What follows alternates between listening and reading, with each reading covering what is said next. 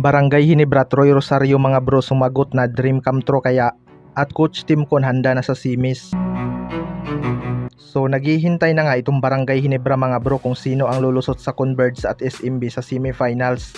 Matatandaan na 1-1 nga ang kanilang naging standing noong elimination rounds mga bro.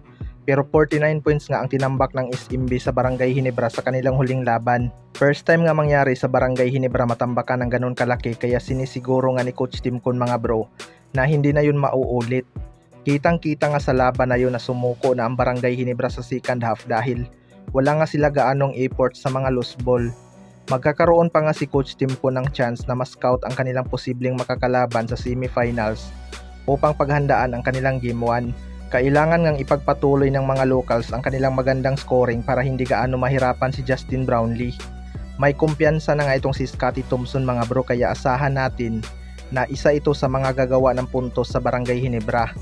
Sana maging consistent din ang contribution ni Maverick Ahanmisi. Marami ngang humanga sa kanyang naipakitang performance sa quarterfinals, lalo na yung kanyang mga basher na biglang bawi. Si Stephen Holt naman expected na talaga na magiging primary defender ito ng SMB import mga bro. Alam naman natin na ito ang pinagkakatiwalaan ni Coach Tim Con bumantay ng mga import kung kaya niya.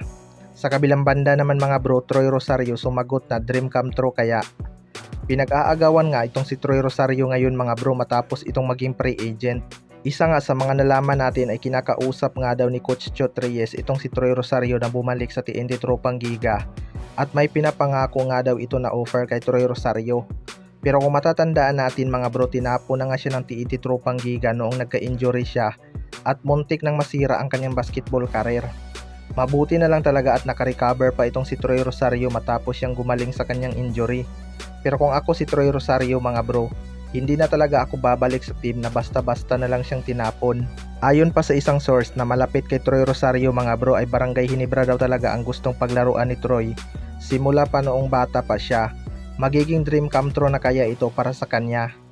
Well, para sa akin mga bro, kailangan talaga ng Barangay Hinebra ng forward gaya ni Troy Rosario dahil nagiging injury prone na nga sina Jeremiah Gray at Jimmy Malonzo. Kaya nga nitong si Troy Rosario maglaro ng multiple position, kaya hindi naman siguro magiging komplikado ang kanyang playing time sa Barangay Hinebra dahil kailangan din talaga ni Japit Aguilar ng katulong.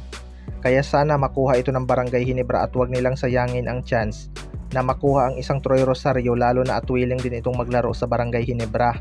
Malaki talaga ang kanyang maitutulong sa team. Kayo mga bro, ano masasabi nyo tungkol dito?